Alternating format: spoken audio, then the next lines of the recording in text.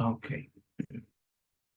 So this is the topic I'll be speaking on. And when Dr. Yobosa gave me this topic, I was like, honestly, I don't know if there is a single presentation that can cover all of the funding opportunities that are available in medical physics or just in STEM in general, or maybe if one person could actually know about all of them. So I just decided that I'm going to specifically narrow things down to tips that I think we need to be aware of in order to get funding. Uh, some of which I think helped me. So it's kind of like from a personal experience. And at some point, I'm just going to leave the floor open if I'm able to finish on time so that other people on the call can just, who are probably beneficiary of some of this opportunity too, can talk about their experience. So with that in mind, I have two objectives for this talk. And the first one is just for us to be aware that there are funding opportunities for medical physics training. There are funding opportunities, a lot of them. And like I mentioned, that I'm going to be offering tips on how to get funding for your graduate education. Um, so let's dive right into it. Sort of trying to motivate what we're talking about here. Uh, so this slide is pointing to the fact that there is a global need for medical physicists. There is a global need. I got this table from a paper back in 2015 that was looking at a projection into 2035 of the amount of physicists that will be needed all around the world, right? Both high-income countries all the way to low-income countries. So you're given for this is only looking at radiation therapy, by the way. This is not including diagnostic physicists. And you can see in that red box right there that if we're going to be giving people this number of fractions, so for some weird reason they use fraction. But anyway, if we're going to be treating patient and say, let's just pick one of these countries, one of the high-income countries, to match the need for like a 4,600 radiotherapy department, over 17,000 medical physicists have to be trained, and all the way down to the low-income countries. So there is actually a need for people in this profession. You know, we can't talk enough about the role that a medical physicist play in driving patient care in the clinic and also in developing medical technology. And so there is definitely a need. Well, that is back in 2015. Here is a more recent study. This one was published last year, September last year, by the International Organization for Medical, IOMP, International Organization for Medical Physics. Yeah. So, and you can see they surveyed 64 countries, and you can see even with say in the US, where I'm currently speaking from, you can see the number of physicists that are available per million patients. And so all the way down to different countries, you can see. And from the survey, like I said, the survey 64 countries, and 73% of these countries reported that they have shortages of medical physicists. That means we have over 100 persons on this call, and some persons on this call are probably on their NYC. I was reading through the charts and the likes. Yeah, this is a field. This is a field ripe for like harvest or something. You should plan coming into this field, and I know that's why you're on the call. So I wanted to motivate this talk by those few statistics. So I'm glad that the last talk already addressed some of this, but I have this slide in there just to kind of get in some picture of what a typical pathway is if you want to become a medical physicist. So this is a general template. It's not specific to a particular country. I think I took it from an IAEA manual. Basically, you need your you need your bachelor's. You need your bachelor's in physics or a related field, and then you have to proceed to a form of graduate studies. Graduate studies, it could be a master's, it could be a PhD, but you need to progress to a graduate study, and that's the box right in here. It's like a postgraduate program in medical physics that has to be done, and all the way down to clinical qualification. So we're not going to mix the two up. There is the clinical requirement because a lot of countries would require a form of certification, and that's what I think we listened to in the other talk that if you want to be a medical physicist in Nigeria, you have to go through some extended period of training before you get board certified. In the US, we also have that form of training that you have to go through, sometimes 2 years, 3 years, medical physics residency if you want to include research. So that's a typical template that you have. You have all these programs that you have to go through right from undergrad to a postgraduate study. And you can come in straight from a different field. Say you have just a master's in a different field. So there is the direct route and the indirect route. But at the same time, there is that pathway that leads to a board certification, specifically if you want to work in the clinic. So the first tip that I'm giving is that if you're talking about funding, well, you have to find out the pathway for becoming a medical physicist in that country, in the country of your choice. So it's not just that, oh, there is funding available in this place, I'm just going to go. I mean, you have to think of it in the long term. What is the career pathway in that country? Is that a place I want to maybe build my career, or am I just going there to get a degree and maybe I'm returning back to Nigeria or something, or anywhere else we're joining from? That we're joining from. So the first tip is you need to find out that pathway. I have some example of pathway here. I don't know if we can see them clearly, but these are just some pathways for different countries. I highlighted like a couple, like 3, including one from Ghana. You can see you need to get a first degree in physics, you get a master's in medical physics, then you have a supervised clinical training of 2 years all the way to these certifications before you can become a physicist. I mentioned earlier that there are direct routes and there are indirect routes, as shown here in this pathway for Australia and the US is a little bit more complicated, but again, everything leads to being board certified and being able to practice in the clinic. And one key component of this is the graduate study that you have to do. So the second tip I think I put here is that based on this pathway, one common thing you would see is the need for certification, so medical physics is a professional field. And because of that, there are programs that you have to think about when you're applying. Are these programs accredited by the specific professional body within that country? Are these programs accredited? You have IPEM in the UK, you have CAMPEM in the US, you have FAMPO for programs in Africa. So you want to be sure that this program that I'm applying to are accredited programs, and not just, you don't want to finish from a postgraduate study, for instance, and then you find out that, oh, nobody's ready to take your degree because your school doesn't meet the right requirements. So those are 2 tips already. Okay. All right. So let's dive deep into this. So what are the funding sources that are available? I have been a beneficiary of these as well. I just try, like I said, I try to put it based on my experience, not necessarily, this is not going to be an extensive study, but it's just pointers to where can you start from. This is something you can start from. So there are 2 kinds of funding that a person who wants to get a graduate degree in medical physics can access. One of it is an internal funding by the institution you are applying to.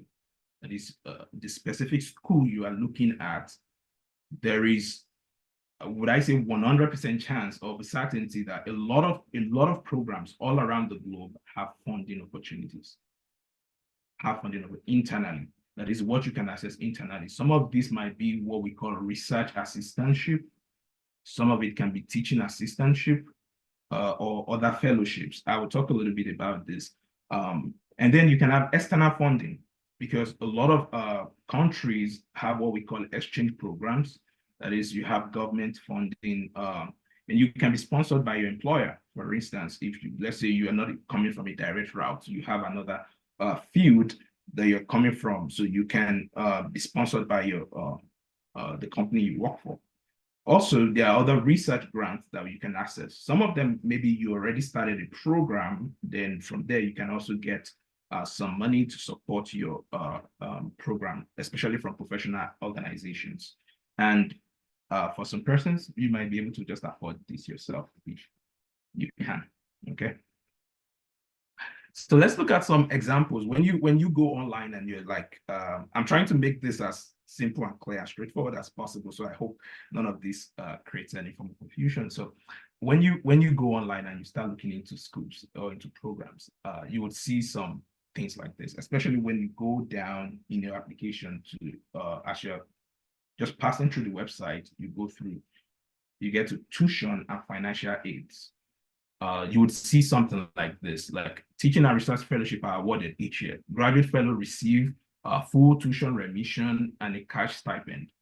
And then they also tell you, oh, you're required to provide an equivalent of 18 hours per week of service. So that is a form of funding right there. Another form of funding could be a dean scholarship. Some of these are merit-based. It could be based on maybe your CGPA, for instance, the performance you had in the previous semester or something, because some fundings are what you get before you get into the program. Some are what you get within the program, either to sustain yourself, depending on whether the funding you got initially can see you through. And in some cases, you could get partial funding. There are some programs. I think this is an example I picked from a school in Finland. I think so, if I remember correctly. This is like a 50% tuition waiver. So there are different spectrum of the funding that are available across board. Here are some other examples. And some schools, what you find is not like a clear list of what they offer within that department. They could refer you to a different website, especially for external funding. They could, depending on what kind of collaboration they have, or for their specific program, they could refer you for, like, I think this is UCL in UK. They just said, oh, please visit the scholarship and funding website. I'm like, okay, yeah. So the other tip I just want to point out here, my first and second, after the first and second tip is you have to find out what the responsibilities are and what the funding covers. Okay, so if we take one example right here, you can see that in this example, they said it covers full tuition remission. That is, if you get into this program and you are able to get this funding, we are going to fully pay for your study. We're going to fully pay your school fees. That's the meaning of that's the full tuition remission, right? We're going to fully pay that. And but especially if you're planning to study abroad, well, school fees or tuition is not the only thing, right? You need to find a way to live, a way to survive outside the country, and God bless you if you have other dependents that are coming with you. And so you want to also know, does it cover like a basic stipend? Do I get something monthly? So all of this information are what you should be looking out for. What does this funding cover? Does it cover my tuition? Does it cover my monthly pay? And does it include health insurance? Because a lot of other countries, because these are the things sometimes we may not have all this information. Oh, I just want to go to this country, there's funding, but there's a lot to do because you are actually living in that country. And so because you're living in that country, you need funding to be able to take care of other things. For instance, if there is a situation where you have to go to the hospital, well, hospital outside the country is so super expensive, particularly in the US, it's super expensive. So you would really be glad if you have a funding that covers your health insurance. And in some cases, there are some like travel benefits.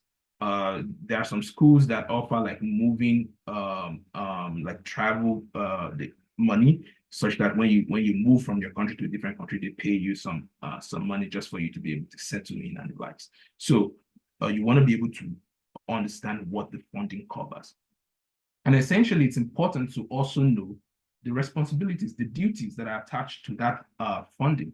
For instance, here, I think this is just a perfect example that illustrates what I'm trying to say here.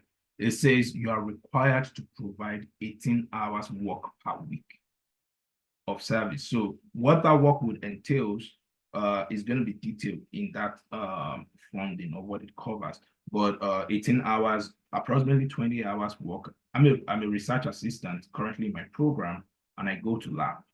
So, but the beauty of it is that some of this is side by side with your learning, right? You are learning and then you're doing your research. side by side. It's not mutually exclusive.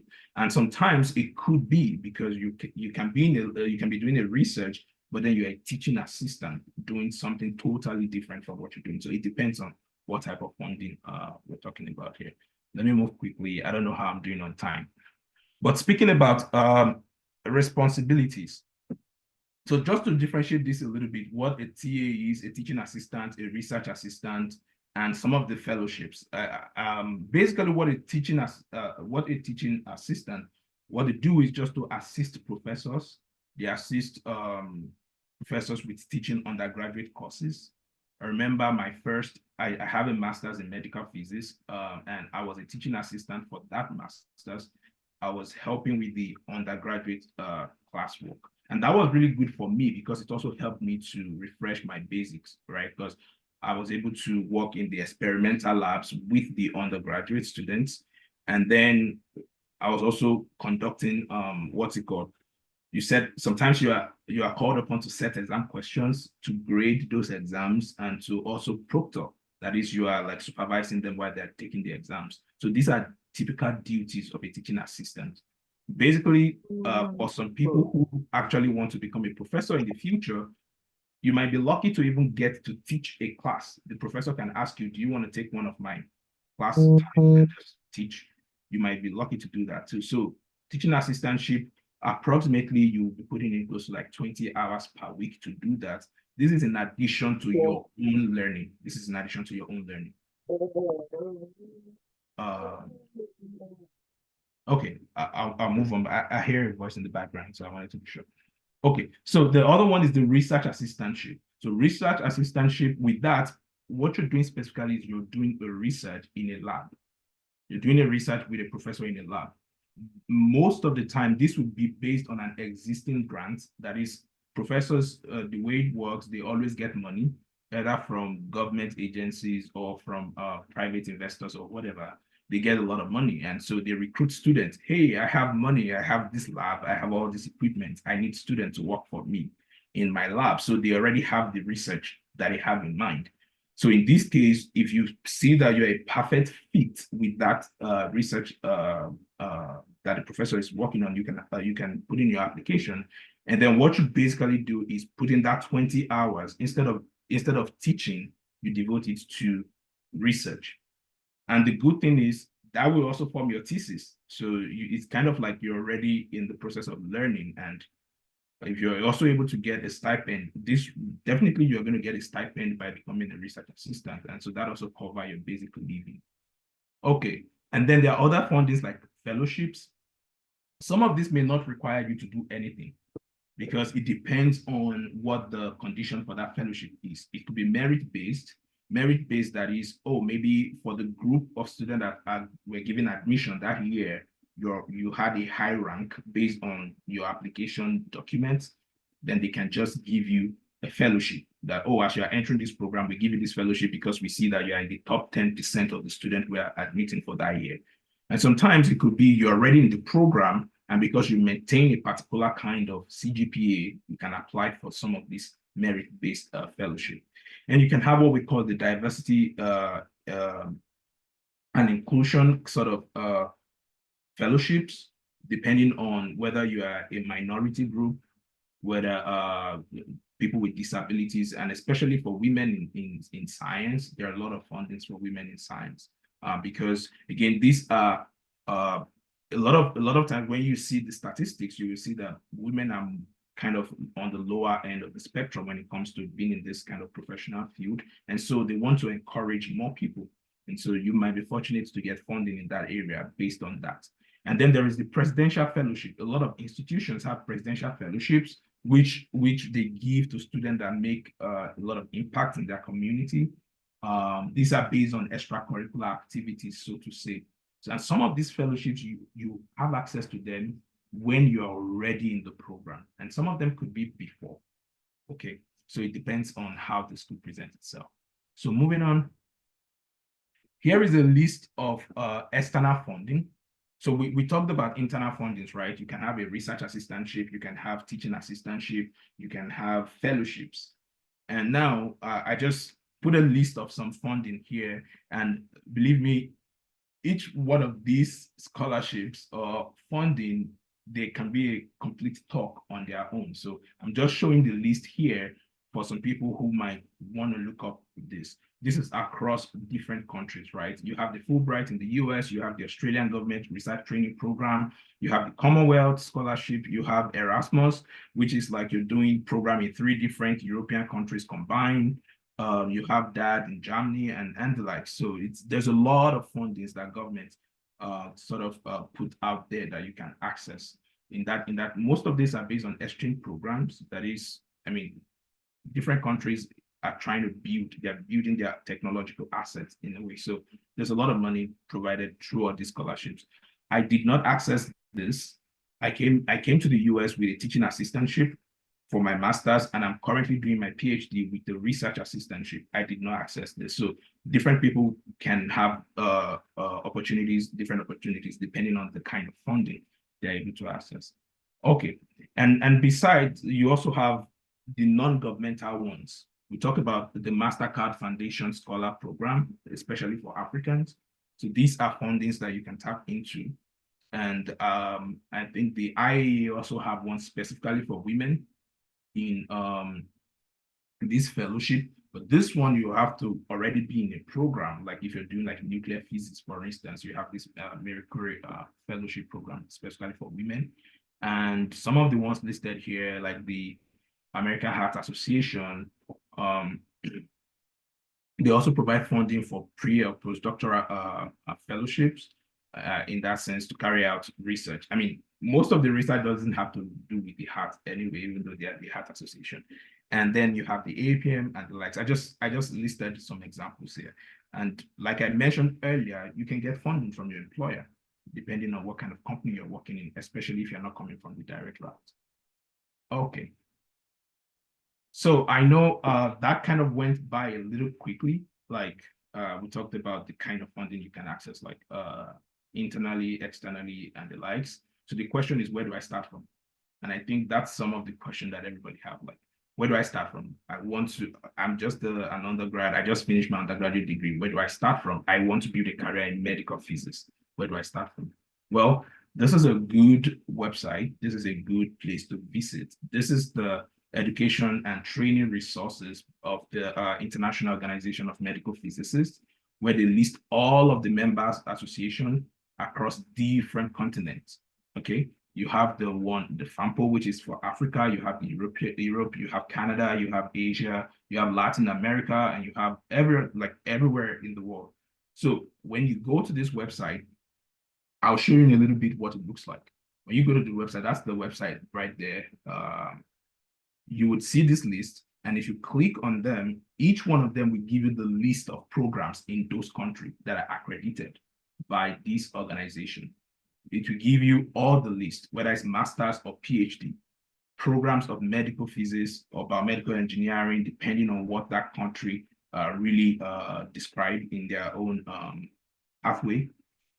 So technically, you'll be able to have access to all the schools that you can access. I think this is a good place to start instead of just browsing on Google. If you do this, you have all the lists provided, so you can start narrowing down your school from there for different countries across different continents. When you download it, this is what it will look like.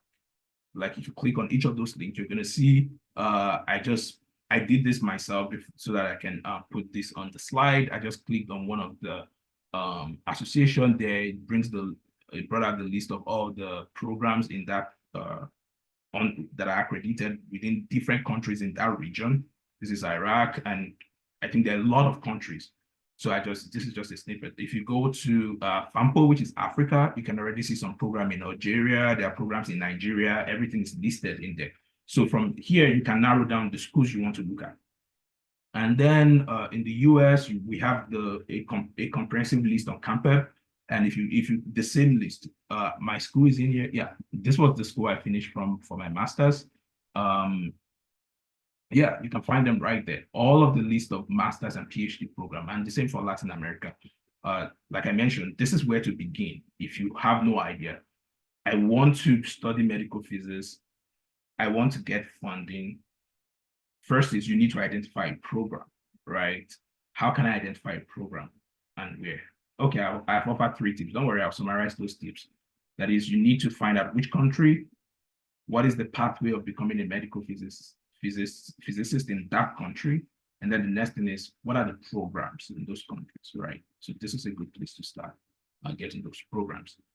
Okay, and then different universities, I'll try to speed up. Please let me know how I'm doing on time so that I don't take all the time. Different universities maintain a comprehensive list of external resources, right? External resources, that is, they have on their website, they tell you what kind of funding they have, and then they also provide links to external resources. And so I found this to be a great resource that a student can consult, the one maintained by Johns Hopkins. They have a very comprehensive list of a lot of funding opportunities that are out there. When you go to that website, you're going to download an Excel, like a spreadsheet that have a lot of lists, and you can just pass through and select programs, the sponsor and the likes, and see the kind of fundings that are available. So that is a good database if you just want to look at what are all the fundings available. There you can select, STEM, STEM major and the likes. You can use that to narrow down, and it can sort of give you